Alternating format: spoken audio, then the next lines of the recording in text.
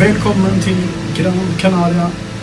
Nu har jag lagt en drygt 5 timmars flygresa från Göteborg till Las Palmas bakom mig.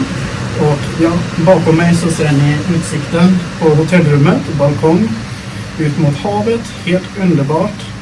Bor här i Arguineguín på ett litet hotell som heter Las Marinos.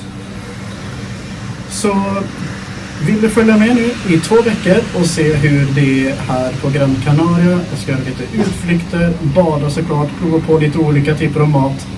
Så är det här du ska hänga med. Glöm inte att prenumerera, likea och kommentera här nedanför i kommentarfältet om det är någonting du vill att jag ska filma under de här dagarna eller ting jag bör göra och som du vill se. Igen, välkommen till Gran Canaria.